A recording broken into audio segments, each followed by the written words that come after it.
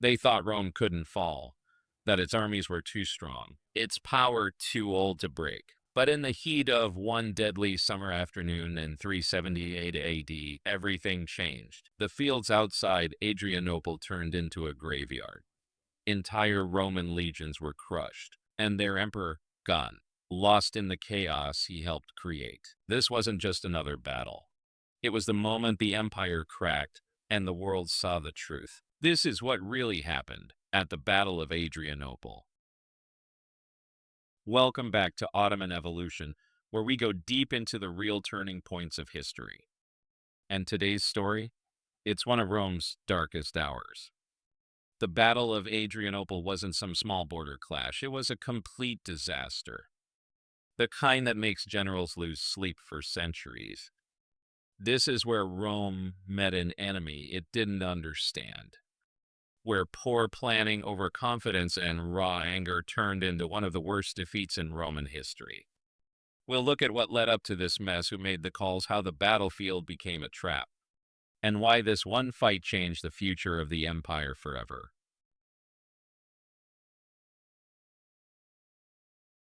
The Roman Empire might have still looked strong on the outside in the late 4th century, but cracks were starting to show. By this time, the empire was already split in two.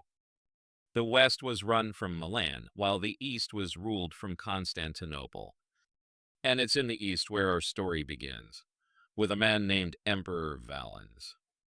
Valens had the crown, the armies, and the land.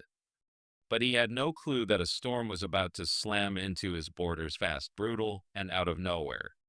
Far beyond Rome's Danube frontier, in the endless grasslands of the steppes, something terrifying was happening. A wild, unstoppable force was riding west. The Huns. No one knew exactly where they came from, but one thing was clear: their speed, their savagery, and their way of war was unlike anything Europe had seen before. And right in their path stood the Goths. These Gothic tribes had been living peacefully more or less north of the Danube. They weren't perfect neighbors, but they'd traded with the Romans and fought as allies when needed. But now they were being hunted. When the Huns attacked, they didn't just win battles, they destroyed entire tribes. Towns were burned, people slaughtered or enslaved. The Gothic world collapsed almost overnight.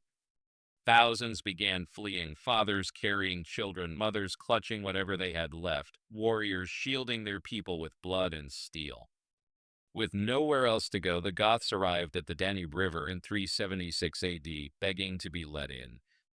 Not as enemies, but as refugees. They didn't want to conquer Rome. They wanted to survive. And Valens saw a chance. He thought, if I settle these Goths inside the empire, they'll work the land, pay taxes, maybe even fight for Rome. It seemed like a smart move on paper. So he allowed a huge wave of them to cross. But that decision would haunt him forever. See, the plan was simple, but the execution was a disaster. Valens wasn't there personally to oversee it. He left it in the hands of local Roman officials, and these men were greedy to the core. Instead of feeding the starving Goths, they took bribes, sold them spoiled food, and demanded outrageous payments. At one point, food was so hard to get that Gothic parents were forced to sell their own children into slavery just to get a handful of meat. Not beef, not bread, but dog meat. Imagine the rage, the humiliation. This wasn't a peaceful migration anymore. It was a boiling pressure cooker, and the lid was about to blow off. Then came a leader, Fritigern, a smart, battle-hardened Gothic warrior. He saw what was happening and decided enough was enough. He rallied the tribes, not just the Gothic men, but the whole population, and prepared for war. But Rome still didn't get it. They thought the Goths were weak, broken, desperate. They had no idea they had just created a ticking time bomb inside their own borders. What was coming next wasn't just a battle. It was a full-blown uprising. At first, Emperor Valens didn't take the Gothic revolt seriously. To him, it was just a local problem. A bunch of angry migrants causing trouble. Nothing more. He believed his regional commanders could crush them quickly and quietly without bothering the full imperial army. But that confidence didn't last long. The Goths weren't some disorganized group of starving families anymore. Under Fritigern's leadership, they were becoming a real army, smart, mobile, and deadly. They ambushed Roman patrols, raided nearby towns, and grabbed supplies wherever they could. And every time they won, more warriors joined their side. This was turning into a full-scale crisis. Word of this reached the Western Roman Emperor Gratian. He knew this wasn't just Valens' problem anymore. If the Goths broke through in the east, it could spiral into something much bigger. So Gratian gathered his forces and began marching east to support Valens. But Valens had other ideas. Instead of waiting for reinforcements, he decided to go it alone. Why? Pride. Valens didn't want to share the glory of a big victory. He wanted to be remembered as the one who crushed the Goths. He believed the enemy was small, maybe 10 or 15,000 fighters. And he thought if he struck quickly, he could win a fast, clean victory before Gratian even arrived. But Valens was working with bad information. His scouts underestimated the enemy. They didn't realize that the Gothic cavalry, the fast-moving horsemen who gave the Goths their edge, weren't even in the camp when they counted. They were out foraging and raiding, but they'd be back soon. So when Valens began his march toward Adrianople in August of 378, he thought he was walking into a quick fight. In reality, he was heading straight into a trap. The Roman army reached the dry plains near Adrianople in the burning heat of August. The sun was brutal that day. The soldiers had marched for miles without proper rest, carrying heavy armor and equipment, sweating in layers of metal and leather. By the time they got near the Gothic camp, they were already exhausted. But there was no turning back. Valens had made up his mind. He ordered his men to form up and get ready for battle. But from the start, everything was off. The Roman army was not fully assembled. Several units were still lagging behind, catching up after the long march. But Valens didn't wait. There was no clear battle plan, no proper scouting, no coordinated timing, just confusion. And then something strange happened. Gothic envoys suddenly appeared asking for negotiations. Fritigern, the Gothic commander, was stalling. He didn't want to talk.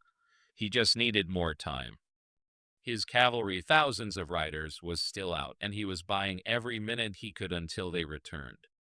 But inside the Roman ranks, some commanders got impatient. Maybe they misread the situation, maybe someone gave a wrong order, or maybe someone just panicked. A few Roman units started moving forward to attack, without orders. No coordination. No support. That was the moment it all started falling apart. The Romans advanced too early and clashed with the Gothic front line without full backup. The rest of the army was forced to move up and join in, not because of strategy, but out of necessity. What followed was a complete mess. A full-scale battle broke out, but the Roman formation was scattered, the chain of command broken. Fritigern saw exactly what was happening. He didn't panic, he waited. Then the ground began to shake. The Gothic cavalry had returned.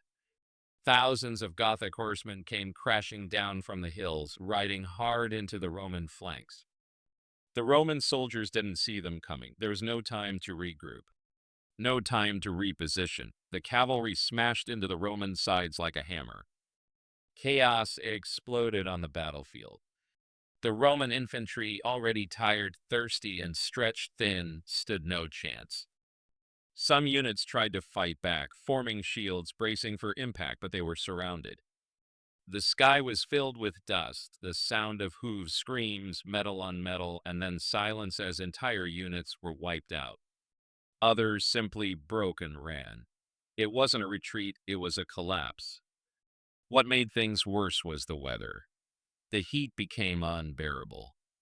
Roman soldiers collapsed from sunstroke, dehydration, and exhaustion.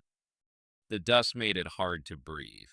And in that chaos, even the elite units, the hardened veterans, were pushed back, cut down, or swallowed in the stampede of panic. Valens, somewhere in the middle of this madness, vanished.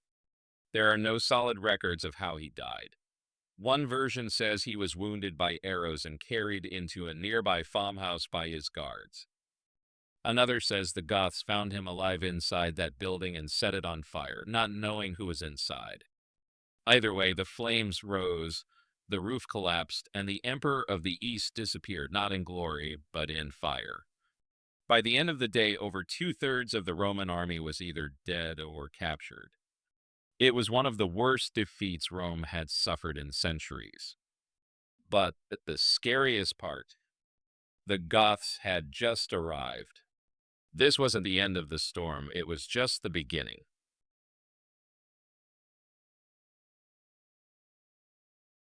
The smoke hadn't even cleared from the battlefield near Adrianople when the full scale of the disaster started to sink in.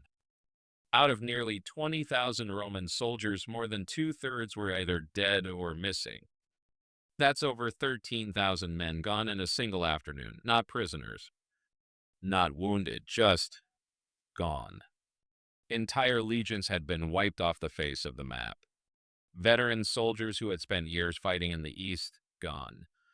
Officers, standard bearers, centurions, gone. Even the best and most trusted elite troops in the Eastern Roman Empire had been crushed. But it wasn't just the numbers that broke Rome, it was what those numbers meant.